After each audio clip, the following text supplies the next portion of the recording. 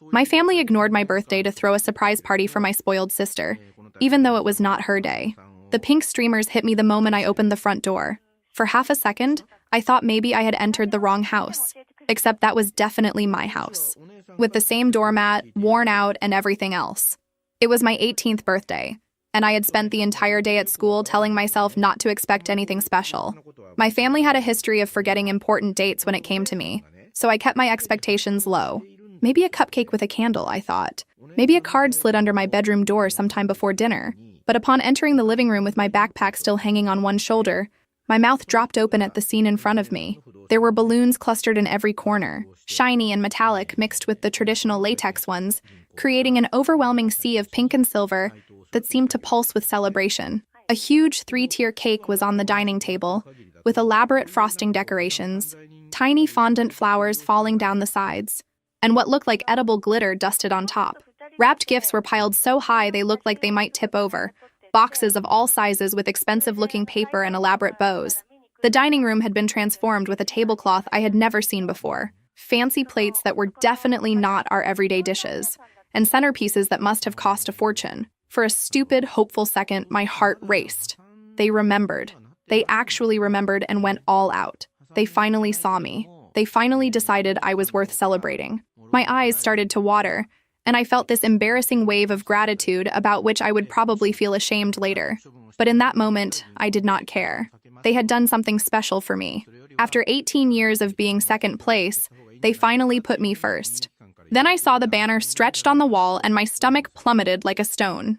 "Happy birthday, princess," it said in glittery letters, with a giant photo of my younger sister in the center, wearing a tiara and smiling at the camera with that particular smile she always had when she knew she was getting exactly what she wanted. The photo was blown up to the size of a poster, professionally printed, probably from some fancy photography studio session I did not even know about. My sister would not turn 18 for another 3 weeks. This was not my party. This was not for me at all. My parents were in the kitchen laughing at something, and my sister was on the couch scrolling through her phone screen, probably already posting about her upcoming celebration on all her social media accounts. I stood there in the doorway, holding my backpack, trying to process what I was seeing. The rational part of my brain insisted there must be some explanation, some reason for this to make sense. Maybe they were planning 2 parties, I told myself. Maybe mine was tomorrow, and they just started hers early because they needed to test the decorations or something. Maybe this was all an elaborate setup for a surprise that would make sense in a moment. "Oh, you are home," said my mother, noticing me finally. She did not look particularly excited about it, just mildly surprised, as if she had forgotten I existed and was annoyed by the reminder. "We are just setting everything up for your sister's party. Isn't it going to be wonderful? We have been planning this for months. Months. They had been planning this for months. My birthday was not a surprise date that popped up suddenly for them. We shared the same birth month. For heaven's sake. They knew this whole time that they were scheduling my sister's premature party on my actual birthday. And they did it anyway. Her birthday is in 3 weeks," I said slowly, my voice sounding strange even to my own ears, as if coming from someone else entirely. "Today is my birthday." There was a pause. One of those horrible stretches of silence where you can feel the discomfort radiating from everyone in the room. My father looked at my mother. My mother looked at my sister. My sister continued scrolling through her phone screen, a small, smug smile playing at the corners of her mouth that told me everything I needed to know. She knew. She absolutely knew this would happen, and she did not say a word. Then my father laughed, that strange and forced sound that made my skin crawl. It was the kind of laugh people make when they are trying to diffuse a situation they created, when they know they are wrong but hope that somehow they can make it seem like it is not a big deal. "Well, we wanted to get things done early," he said, not meeting my eyes. "You know how busy we get this time of year. Work is crazy. Your mother has that committee. Your sister has all her activities. We thought we would celebrate earlier. Kill 2 birds with 1 stone, you know. Efficient. 3 weeks early," I repeated in my expressionless voice. "On my actual birthday, you decided to throw my sister's party 3 weeks early, on my 18th birthday, and you think that is efficient." My mother sighed as if I were being overly difficult, as if I were the one making a scene over nothing. "Don't be so dramatic. We did not forget about you." She walked to the counter, her heels clicking on the kitchen tile, and picked up a small card, the kind you can buy at a gas station for 99 cents. The front had a generic image of balloons and the words, "Happy Birthday," in dull, gold letters. She handed it to me with a smile that did not reach her eyes. That smile she used when she was performing kindness for an audience. See? Happy birthday. I opened the card with shaking hands, trying to keep my face neutral, although I could feel something breaking inside my chest. Inside was a generic printed message about wishing me well and hoping for a year full of happiness ahead, the kind of impersonal garbage that came pre-written. Below it, in my father's hurried handwriting, were the words, Hope, 18, is good with love, Mom and Dad. No personal message, no mention of any specific memories or hopes for my future. No acknowledgement that this was a milestone birthday, supposedly something important. Just a basic acknowledgement that I had aged another year. Written with all the enthusiasm of someone filling out a tax form. Taped to the inside of the card was a $20 bill, slightly crumpled, as if it had been taken from someone's wallet as an afterthought. $20 for my 18th birthday. While my sister's party, 3 weeks premature, probably cost thousands. I could see the price tag still on some of the gifts, and the cheapest one I spotted cost $80. The cake alone must have cost at least $200 from that fancy bakery on the other side of town. But for me, a gas station card and $20. There is leftover cake from the recipe test, added my mother helpfully, as if she were offering me some grand consolation prize. It is in the refrigerator. You can take a piece if you want. We had to do a test to ensure it would look good for the party, and there are some leftovers. I walked to the refrigerator as if in a dream, every step feeling disconnected from my body, as if I were watching myself from somewhere distant. Inside was a small plastic container with what looked like a corner piece of cake. The frosting smashed and stuck to the lid, the edges dried out and crumbling. Someone had clearly already eaten from it, leaving fork marks dug into the remaining portion. That was what they were offering me. Leftover scraps from my sister's practice cake. The piece nobody else wanted. The corner that got messy when they cut the first slice. I do not remember making the decision to leave. One moment I was standing in the kitchen holding that pathetic container with its dried-out cake. And the next, I was in my room, stuffing clothes into the travel bag I used for sleepovers, to which I was never invited anymore. I grabbed my laptop that I had bought myself with money from my part-time job at the library. I grabbed my charger, my phone, the small amount of cash I had saved over the last year, hiding it in an envelope under my mattress because I learned early not to leave money anywhere my parents or sister could find. I grabbed my driver's license, my social security card, my birth certificate, of which I had secretly requested a copy a few months ago when I was applying for college financial aid. I grabbed the only photo I had of myself with my grandmother before she passed away, from when I was 8 years old, and still believed that being a good child meant people would love you. Everything else could stay. I did not want any of it. I did not want reminders of that place or those people who made it painfully clear over 18 years exactly how little I mattered to them. My room looked sad and impersonal as I packed, like a hotel room where someone had been staying for years but never really made their own. The walls were bare, except for a few cheap posters I put up in middle school. There were no family photos, no souvenirs from vacations or special occasions. Just a bed, a desk, a closet full of used clothes and clearance purchases. My sister's room, right next door, was a shrine to her achievements and interests, full of trophies and photos and expensive equipment for whatever hobby she was pursuing at the moment. But my room looked like it belonged to a ghost. When I went back downstairs with my bag, my mother looked up from where she was arranging napkins into those fancy folded shapes she probably learned on some lifestyle blog. "Where are you going?" "Going out," I said. "Well, be back for dinner. We are having your sister's favorite dish." Of course they were. Of course even the meal was about her. I did not answer. I just walked out the door, closed it behind me with a soft click, and did not look back. I did not allow myself to look back, because I knew if I did, I might lose my nerve, might start doubting myself, might convince myself it was not really that bad and that I was overreacting. The bus station was a 20-minute walk from our house. Down streets I had walked 1,000 times on my way to school or work, or anywhere that was not my home. I had enough money for a ticket to the city, about 2 hours away, where I had been accepted to community college for the fall. I was supposed to start in 3 months. I was supposed to commute from home because my parents said we could not afford housing on campus. Of course, we could not afford it for me, although they somehow had found the money for my sister's elite summer camp program, which cost $3,000. But now I would figure something out. Any other way. Anywhere else. As the bus pulled away from my hometown, I pressed my forehead against the window and watched the familiar buildings slide by, getting smaller and smaller in the distance. I felt something strange and unfamiliar rising in my chest, bubbling like champagne, and it took me a moment to identify it as relief, pure and undiluted relief. I was leaving. I was actually leaving, and nobody could stop me. The city was overwhelming at first, that sprawling mass of buildings and people and noise that seemed to pulse with energy. I had visited a few times for college orientation and to explore the campus, but I had never been there alone. I never had to navigate without someone telling me where to go or what to do. I found a youth hostel that rented beds by the night for $30, which was more than I wanted to spend, but less than a hotel. The woman at the front desk looked at me with concern when I checked in, probably noticing the way my hands were shaking as I filled out the registration form, the way I kept looking over my shoulder, as if expecting my parents to burst through the door and drag me back home. "Are you okay, honey?" she asked gently.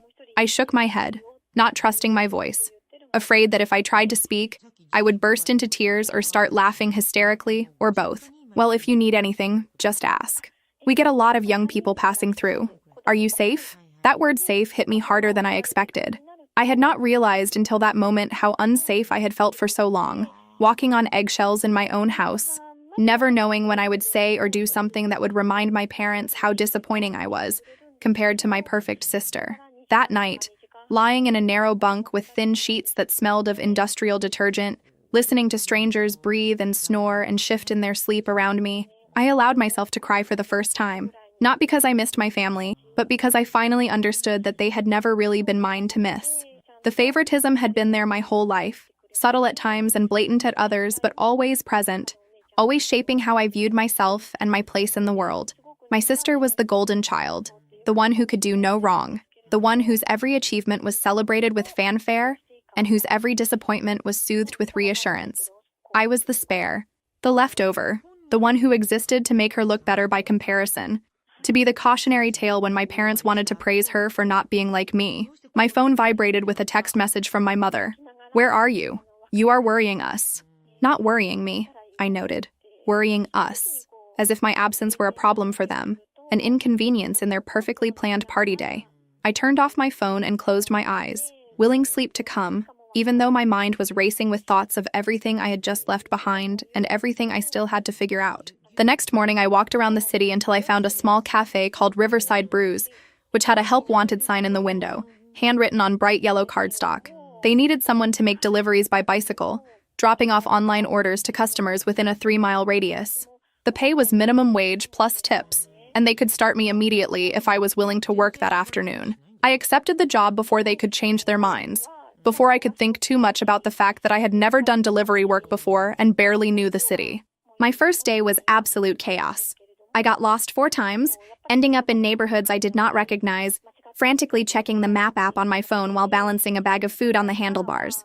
I delivered the wrong order to a customer, a mix-up with apartment numbers that resulted in a very confused old man receiving someone else's vegan lunch bowl. I arrived so late to another customer that they had already requested a refund and refused to answer the door, even when I knocked and apologized profusely through the mail slot.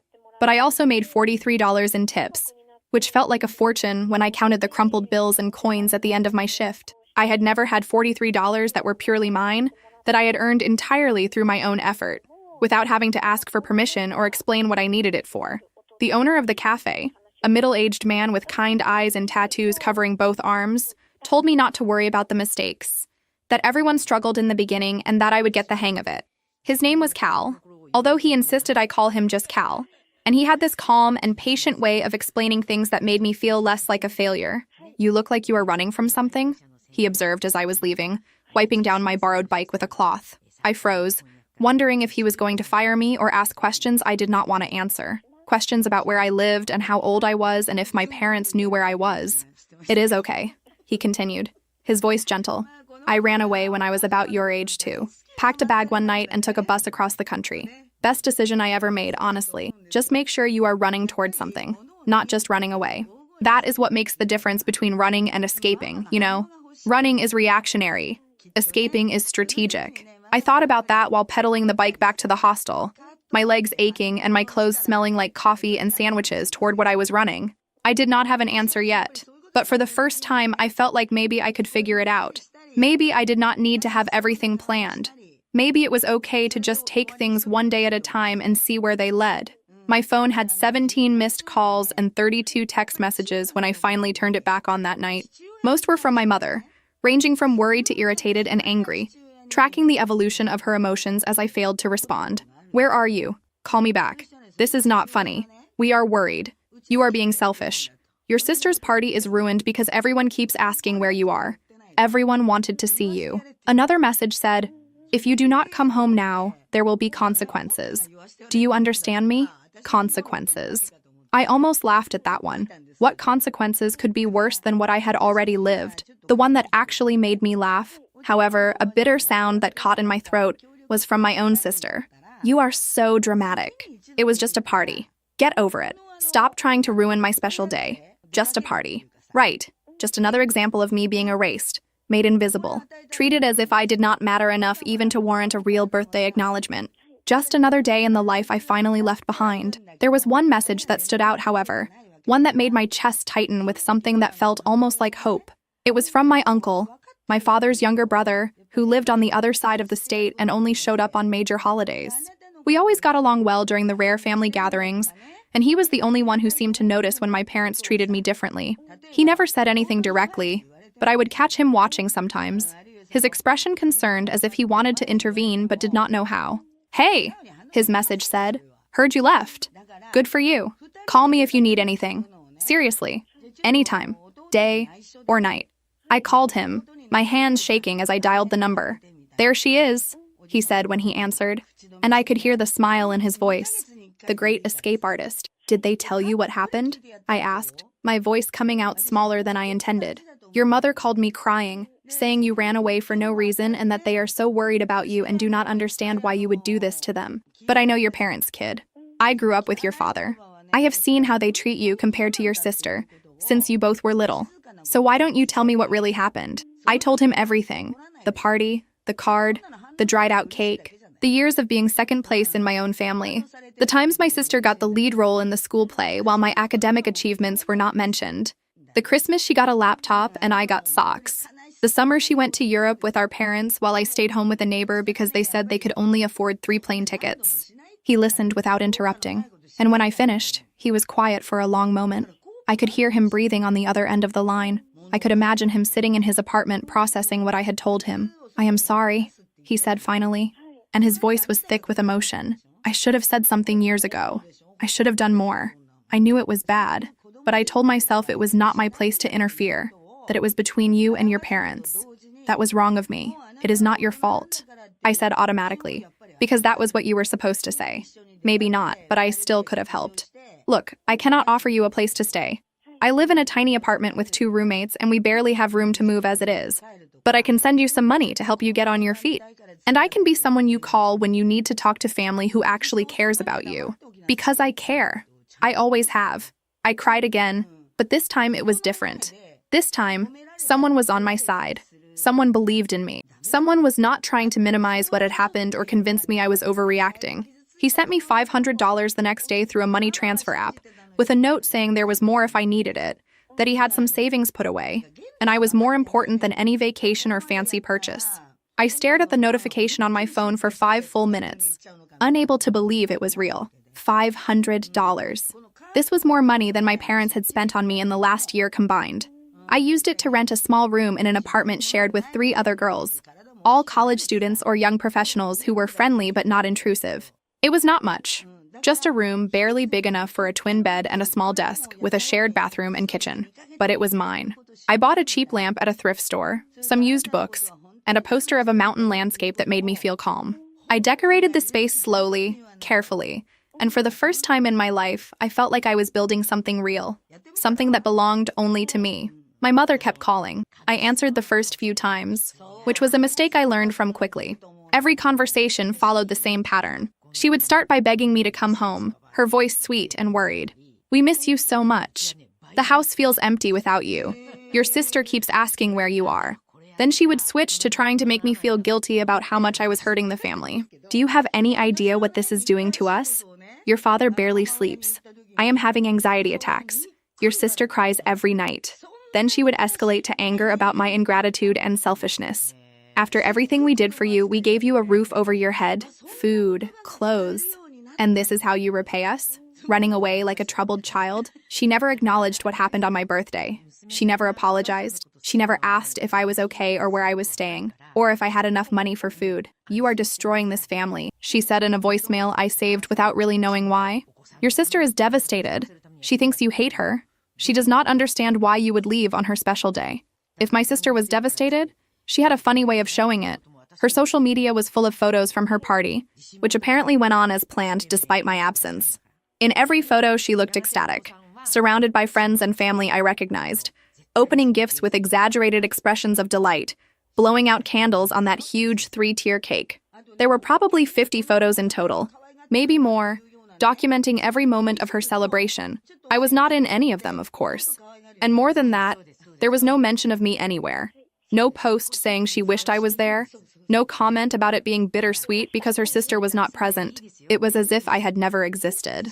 Work became my anchor during those first few weeks. I got better at deliveries, memorized the city streets, learned which neighborhoods gave good tips and which ones barely acknowledged your existence. I started making decent money, sometimes $70 or $80 in tips during a good shift. Cal, the owner, promoted me to shift supervisor after a month, which came with a small raise and the responsibility of training new drivers. It felt good to be recognized for doing something well, to have my competence acknowledged and rewarded. I also contacted my high school to arrange finishing my last credits remotely through their online program. My counselor was surprisingly accommodating as soon as I explained my situation. She had always been kind to me, had noticed things other adults seemed to miss. I registered for my fall classes at the community college and applied for every scholarship and grant I could find, spending hours at the public library filling out forms and writing essays about my educational goals and financial circumstances. My uncle helped me apply for financial independence, which was a complicated process requiring documenting my situation and getting letters from people who could attest to my circumstances and confirm that I was not living with my parents and was not receiving financial support from them. My high school counselor wrote one of those letters without hesitation. She had noticed when I showed up at school wearing the same clothes several days in a row because my parents had spent the clothing budget on my sister's wardrobe for her class trip. She noticed when I brought the same sad sandwich for lunch every day while my sister bought hot meals. She noticed when I looked exhausted because I had worked late, while my sister was at yet another extracurricular activity my parents paid for. She helped me apply to colleges, wrote glowing recommendation letters, and never made me feel like a burden. When I called to ask if she would help with my financial independence paperwork, she agreed immediately. "I wondered when you would get out of there," she said, her voice warm with approval. "I have been waiting for this. Honestly, I am so proud of you for choosing yourself." Those words meant more to me than she could know. Someone was proud of me. Someone saw my choice to leave as strength instead of weakness, as self-preservation instead of selfishness. The library where I spent most evenings studying became another refuge. It was quiet, climate-controlled, and full of resources I needed for school and job applications. I claimed a spot at the same table near the window, and the librarians started to recognize me, smiling when I walked in, asking how my studies were going. One of them, a woman in her 60s with gray hair and bright scarves, started saving interesting books for me, things she thought I would like. "I saw this and thought of you," she would say, sliding a novel or memoir across the desk. It was such a small gesture, but it made me feel seen in a way my own family never had. I worked on my laptop until late at night, applying for better-paying jobs, researching financial aid opportunities, and slowly building a foundation for the life I wanted. I made spreadsheets tracking my income and expenses, set budgets, learned to cook cheap but nutritious meals. Sometimes I caught myself smiling at nothing, just because I could, just because there was no one around to make me feel guilty for being happy, or to demand I share someone else's moment. 3 months after I had left on a random Tuesday afternoon, I received an email that made my hands shake. It was from the community college confirming my enrollment for the fall semester and offering me a full scholarship based on my grades, my financial need, and what they called my demonstrated resilience in the face of adversity. The scholarship covered not only tuition, but also books and some living expenses. The email included a personal note from the admissions counselor. "We are impressed by your determination and independence. We look forward to supporting your academic journey." I called my uncle immediately, barely able to get the words out. "I did it," I said, my voice cracking. "I really did it. Full scholarship, everything covered." "Of course you did," he replied, and I could hear the pride in his voice. "You are stronger than the rest of them put together. You always were." I did not invite my parents to my high school graduation in early June. I did not tell them when it was or where, But somehow they found out anyway, probably through social media or mutual acquaintances, and showed up sitting in the back row with my sister, all dressed up and smiling, as if they were proud, as if they had supported me during the difficult high school years. After the ceremony, as I tried to get through the crowd to find my uncle and my counselor, my mother intercepted me. "Honey," she said, reaching out to me with tears in her eyes, "we are so proud of you. We miss you so much. Please, please come home. We can work this out. We can fix this." I took a step back, putting space between us. "There is nothing to fix," I told her, keeping my voice steady, although my heart was pounding. "I have a home now. I have a life, and it does not include you." My sister rolled her eyes, that familiar gesture that used to make me feel small. "Are you being so immature about this?" she said, her voice dripping with condescension. "It has been months. When are you going to get over it and move on?" I looked at her, really looked at her, and realized with startling clarity that I did not feel anger anymore. I did not feel hurt or betrayed or desperate for her to understand. I simply felt nothing. She was a stranger to me now, someone who looked vaguely familiar but had no real connection to my life or my future. "Goodbye," I said simply, and walked away to find my uncle, who was waiting near his car with a graduation gift wrapped in shiny paper. It was a laptop, a newer model than the old one I had been dragging around. "You will need something reliable for college," he said as I unwrapped it, tears streaming down my face. "And before you say anything, it is not too much. You deserve good things. You deserve everything good." We went out for pizza at a place with red checkered tablecloths and old movie posters on the walls, and we watched terrible action movies on his couch until 2 a.m, laughing at the ridiculous plot twists and cheesy dialogue. It was the best graduation celebration I could have asked for. Simple and real and full of genuine affection. The summer passed in a blur of work and preparation for college. I picked up extra shifts at the cafe, sometimes working double to maximize my earnings, and saved every penny I could beyond my basic expenses. I slowly furnished my room with things from thrift stores and garage sales. A small bookshelf I painted blue, a comfortable reading chair someone was donating on the roadside, a set of dishes so I could eat in my room instead of always using the shared kitchen. My roommates became friends, the kind of friends who really knew me, from whom I did not need to hide parts of myself or act. We cooked dinner together on Sundays, watched shows spread out on the living room furniture, and complained about work and school, and all the normal things people complain about. It felt revolutionary. This casual intimacy with people who liked me just because they liked me, not because they felt obligated to tolerate my presence. My mother's calls became less frequent as the summer progressed. Then they stopped completely in August.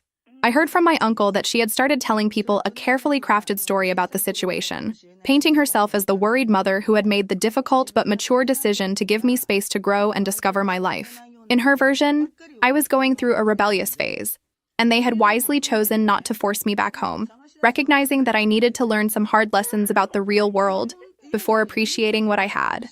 The narrative was already being rewritten. My legitimate grievances turned into teenage drama. My boundaries dismissed as immaturity I would eventually outgrow. I did not care. Let them tell whatever story they wanted to tell. I knew the truth, and that was enough. The people who mattered knew the truth, and that was more than enough. Starting college in late August was like entering a completely different world, where the rules made sense and effort was actually rewarded. Nobody knew me as the disappointing daughter, or the sister who was never good enough. I was just another freshman, trying to figure out where my classes were, and how to balance studies with work. I joined a few clubs shyly at first, still not quite believing people would want me around. I made new friends who were interested in the same things as me, who valued the same qualities I tried to cultivate in myself. I discovered I was actually quite good at public speaking when I took a required communication class, despite having spent most of my life trying to make myself smaller and quieter. My professor, the doctor, called me aside after a presentation in which I had argued about the importance of educational equity. "Have you considered joining the debate team?" she asked. "You have a natural talent for building arguments and thinking fast. I think you would excel in competitive debate." I had not considered it, but I joined. Showing up to the first meeting nervous and uncertain, I discovered I loved it. There was something deeply satisfying about building logical arguments, about defending positions and challenging opponents in a structured environment where the rules were clear and everyone had to support their claims with evidence. It was the opposite of my family, where feelings outweighed facts and whoever shouted the loudest or played the victim best won every argument. In debate, you had to earn your victory through reasoning, research, and skill. The debate coach, a passionate woman, offered me a small scholarship to help with tournament travel costs after I had been on the team for just 3 weeks. She said I had potential, that I could go far if I committed to developing my skills. The scholarship meant I could cut back my delivery shifts a little and focus more on school, which in turn meant my grades improved even more, which opened additional scholarship opportunities. It was like a positive feedback loop, every good thing leading to another, building momentum in a direction I had chosen for myself. My grades were excellent in all areas, mostly A grades with a B+ in my math class. My social life was healthy and balanced, full of study groups and coffee dates and movie nights. For the first time in my life, I felt like I was exactly where I was supposed to be, doing exactly what I was supposed to be doing. No more trying to twist myself into shapes that pleased other people. No more hiding or shrinking or apologizing for taking up space. Then, in early October, my uncle called with news that made my stomach churn. My parents were planning a big party, some kind of celebration for their 25th wedding anniversary. Or maybe it was my father's promotion. My uncle was not entirely sure. But the important part, the part that made my jaw clench, was what they planned to say. They had been telling people, preparing this narrative, that they would make a speech at the party about their difficult journey as parents, and how they had made the painful but necessary decision to let me go, to give me the space I needed to mature and learn to appreciate my family. They planned to frame my departure as their choice, their sacrifice, their wisdom. They are turning themselves into the heroes, said my uncle, the anger clear in his voice. They are acting like they set you free instead of driving you out. They are going to stand up in front of all your friends and family and paint this picture of themselves as these enlightened and patient parents who made a tough choice for your own good. I thought you should know. I could not let them do this without you at least having the information. I thanked him and sat with that information for a long time, curled up in my reading chair with my laptop balanced on my knees. Part of me wanted to ignore it, keep living my life, and let them say whatever they wanted. They were miles away, and their opinions did not really affect me anymore. But another part of me, the part that spent years being erased and rewritten and silenced, refused to let them control the narrative this time. I had found my voice in debate, in public speaking, in advocating for myself and others. I was not going to go quietly back into the shadows just because it was easier. I spent the next week gathering documentation with the same systematic approach I used for research papers. I had kept the birthday card with its pathetic $20 note stored in a folder I labeled important documents without really knowing why. I had screenshots of my mother's text messages from the day I left and the days following, saved on my laptop. I had photos I took of the elaborate party setup on my birthday, capturing the banner with my sister's photo and the huge cake. I had the dates clearly marked. My birthday on one calendar page, my sister's actual birthday 3 weeks later on another page. I had copies of the letters from my counselor and my uncle supporting my financial independence application. I organized everything into a clear and factual timeline, without emotional embellishment, just the truth laid out in simple terms with supporting evidence for every claim. Then I made a video, filming on my new laptop in my room. I sat at my desk with good lighting and a neutral background, and I kept my voice steady and my tone measured as I explained what had happened. I showed the evidence methodically. The card with its date stamp, the screenshots with their timestamps, the photos of the party. I made it clear I was not asking for sympathy or revenge, or even for people to take my side. I just wanted them to know the real story, not the version my parents were selling. The video was exactly 2 minutes and 13 seconds long, concise and factual, and utterly damning in its simplicity. I uploaded the video to a private link and created a simple document with the timeline, evidence photos, and a QR code linking to the video. I formatted it professionally, like the academic papers I was learning to write in college. At the top, in plain text, it said, "My story in my own words." I printed 30 copies on good paper at the campus print shop, spending more than I probably should have, but wanting it to look legitimate and serious. "What are you planning?" asked my uncle when I told him what I had done. "What were you thinking of doing?" His voice was cautious, worried. "Safe," I said. "I am not going to their party, but the truth will be there." He was quiet for a moment. I could imagine him weighing the consequences, thinking of all the ways this could go wrong. "Are you sure about this?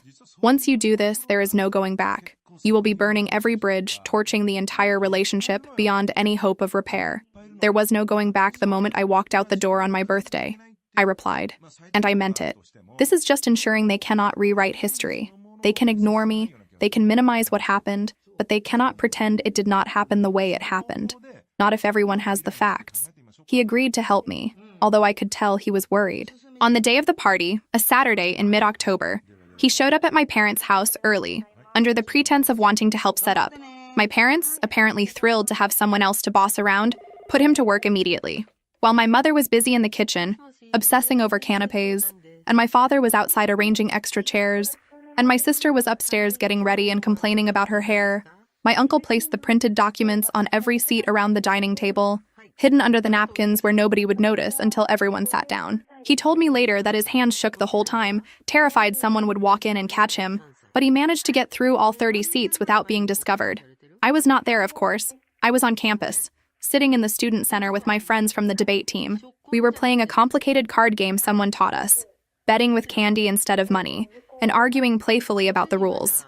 My phone was on silent, tucked away in my backpack. Whatever was about to happen would happen without me, and I was okay with that. I was more than okay with that. I was eating pizza and laughing at terrible jokes and feeling absolutely no desire to be anywhere else. My uncle texted me 3 hours later. Just 3 words, mission accomplished. Wow. I did not ask for details immediately. I focused on my game, on my friends, on being present in the moment. But later, that night, after everyone went home, I called him back. You should have seen their faces, he said. And despite the gravity of what had happened, I could hear a hint of satisfaction in his voice. The guests started arriving around 6, and everyone took their seats for dinner. Your mother was practically vibrating with excitement about the speech she was going to make. Then someone noticed the papers under the napkin, pulled it out, started reading. And within minutes, everyone at the table had their papers in hand, and it spread like wildfire. He described the scene in detail. People pulling out their phones, scanning the QR code, watching the video with expressions of growing shock. The whispers started first. Then the conversations got louder as the guests compared what they were reading, checked the dates, looked at the evidence. Some people apparently tried to be subtle about it, stealing furtive glances at my parents, but most were too surprised to hide their reactions. My parents, according to my uncle, tried desperately to control the damage. My father stood up and said there had been some kind of mistake, that someone was playing a cruel prank. My mother insisted it was all a misunderstanding, that I was going through a phase and taking things out of context. But the evidence was right there in front of everyone, impossible to dismiss or explain away. The birthday card with the date printed on it, the screenshots with timestamps, the photos showing the elaborate party setup with my sister's banner displayed prominently, the date clearly visible in several of the photos where guests had posted on social media in real time. My sister, reported my uncle with something almost like admiration, left early. She apparently sat there for about 15 minutes, getting paler and paler as people kept looking at their phones and then looking at her. And then she simply stood up, muttered something about not feeling well, and left. No grand exit, no defense of our parents, just a quiet retreat. Several family members confronted my parents directly, said my uncle. An aunt I barely remembered demanded to know why they had lied about the situation. A cousin asked how they could have treated their own daughter that way. My mother's best friend, someone she had known for 20 years, apparently just shook her head and walked out without saying goodbye. The planned speech about their wisdom and sacrifice never happened. Instead, my parents spent the evening defensive and flustered. And according to my uncle, most of the guests left early. The atmosphere too uncomfortable to save. It was brutal, admitted my uncle. But they did this to themselves. All you did was tell the truth. My phone blew up with messages in the following days.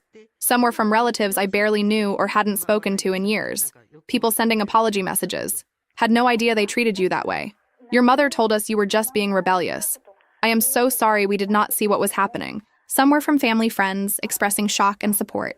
Some were from people who knew me as a child, saying they always felt something was off in my family dynamic, but never knew how to help. I replied to the sincere ones with brief and polite thanks, acknowledging their messages without engaging in long conversations. I ignored those who seemed more interested in drama than genuine concern. The people asking invasive questions or wanting me to give them more details they could gossip about. My counselor sent a message that made me cry. I am so proud of you for standing up for yourself. Not everyone has that courage. My debate coach sent me an article about advocacy and finding your voice, with a note saying I was a natural at it. The most surprising message came from my sister 5 days after the party. She asked if she could come visit me, if I would be willing to meet with her. I almost said no reflexively, but something made me pause. Curiosity, maybe. Or the faint hope that she might actually have something real to say this time. We met at a coffee shop near campus, neutral territory, where neither of us had the advantage of familiarity. She showed up 15 minutes early, which I knew because I arrived 20 minutes early, anxious and uncertain about what that meeting would bring. She looked different somehow, less polished than usual, wearing jeans and a simple sweater instead of her carefully curated outfits. She had deep circles under her eyes as if she had not been sleeping well. When I finally walked in at our agreed meeting time, she stood up immediately, nervously, as if afraid I might leave if she did not catch me fast enough. We got our drinks in silence, that awkward dance of avoiding eye contact and making small talk with the barista. And then we sat at a table in the corner. "I am not here to defend them," she said before I could say anything, the words coming out in a rush. "I am not here to ask you to forgive them or come back or anything like that. I know that is not going to happen, and honestly, I do not think it should." "Okay," I said, carefully wrapping my hands around my coffee cup to have something to do. "Then why are you here?" "Because I owe you an apology." She looked at her own drink, some complicated latte with foam art on top. "I always knew they treated you differently. I always knew they favored me, and I let it happen because it benefited me. I never defended you. I never told them to stop. I never shared or offered to give up anything so you could have more. I just took everything they gave me and let you have the leftovers. And I told myself it was not my fault, that I was not responsible for their choices." I said nothing, just waited to hear where she was going with this. If this was genuine or just another manipulation. Seeing it all laid out like that in your document, with dates and evidence, made it real in a way I could no longer ignore. She looked at me and her eyes were red as if she had been crying. I knew it was bad, but I did not want to think about how bad. I did not want to examine my own role in it. I did not want to feel guilty or responsible. So I just told myself you were being overly sensitive, or that it was not as serious as you made it seem, that you would get over it eventually. But was it serious? I said quietly. "Is it serious?" "I know." She nodded, blinking rapidly. "I know that now. And I am sorry. I am sorry. Really sorry for not being the sister you deserved. I am sorry for choosing comfort over doing the right thing. I am sorry for letting them erase you while I reaped all the benefits." We sat there in silence for a long moment. I could see she was genuine, that this was not another manipulation or attempt to bring me back to the family fold. She was just a person who had finally confronted something uncomfortable about herself, and was trying, however inadequately, to do better. "What do you want me to say?" I asked finally. "Do you want me to say it is okay? That we can be sisters now and everything is great? That I forgive you and we can start fresh?" "No," she said, and she sounded tired. "I do not expect that. I do not expect anything. I just wanted you to know that I see it now.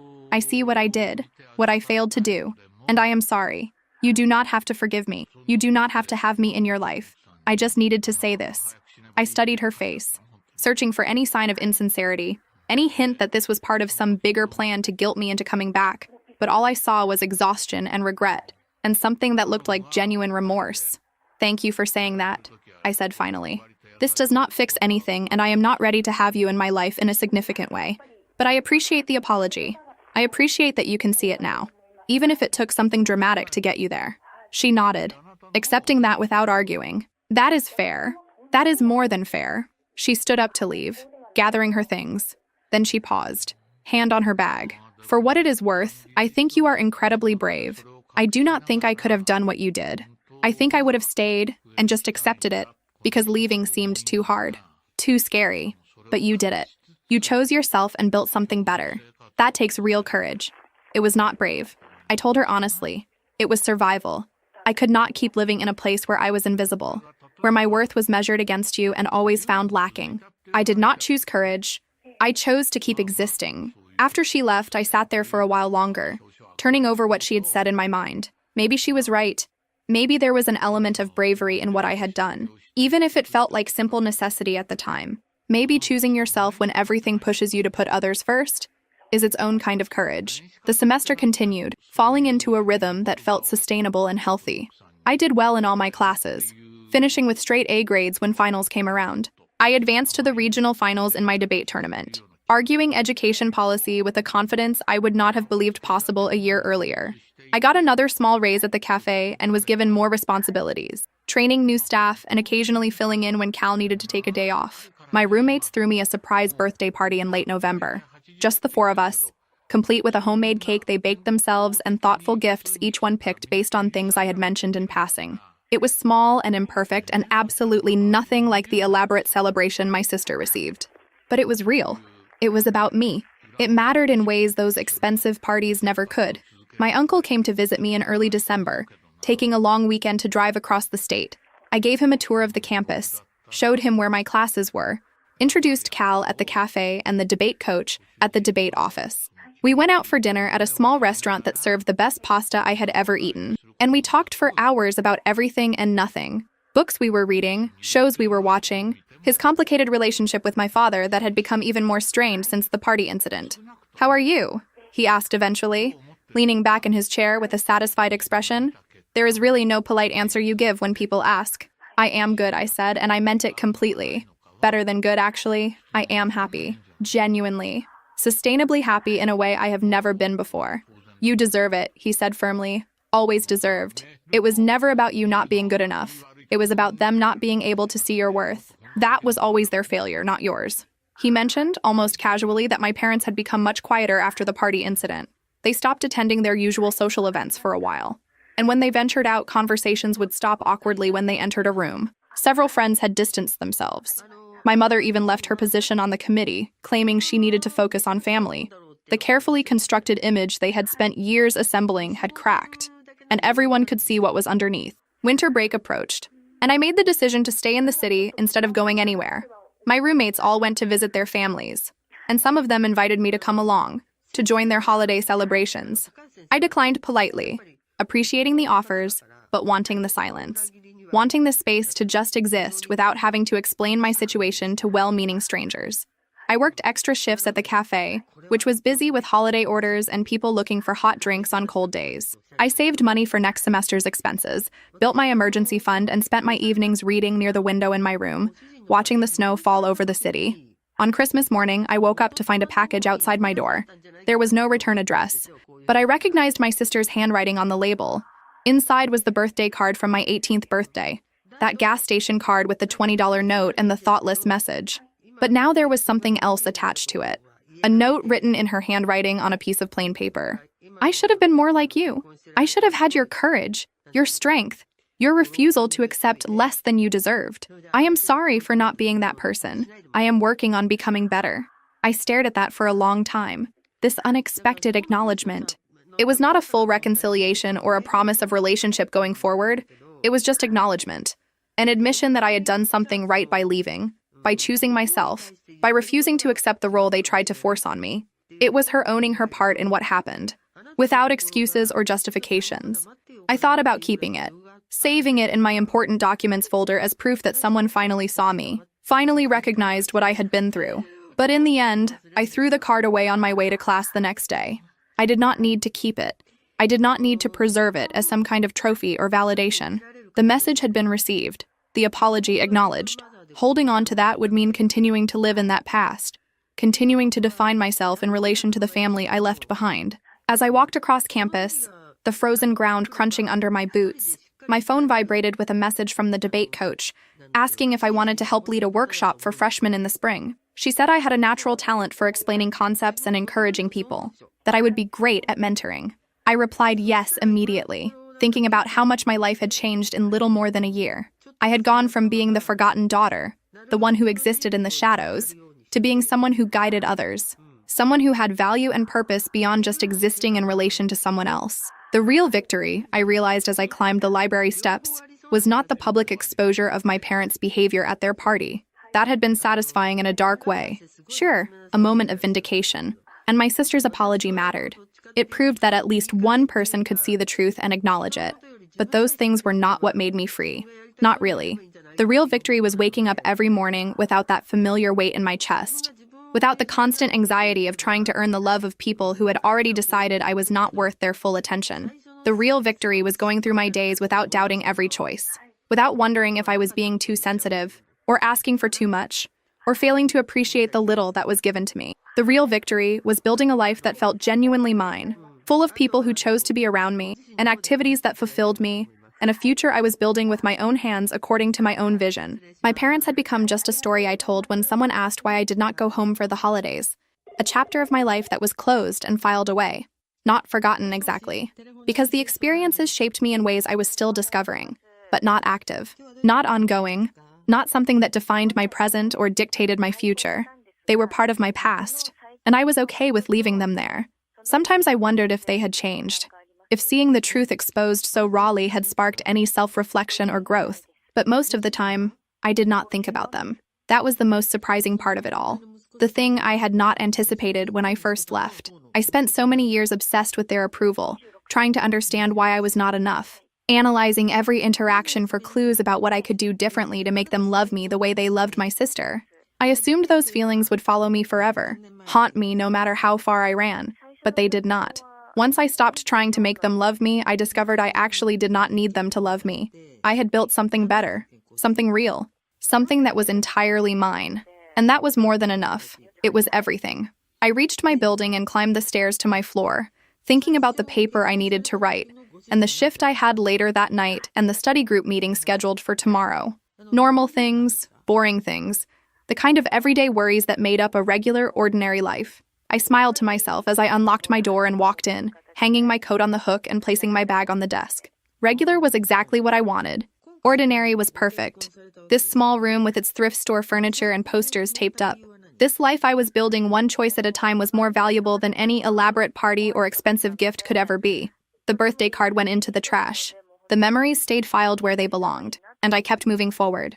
One ordinary, beautiful, and gloriously mundane day at a time, building something that could never be taken from me because it came entirely from within myself.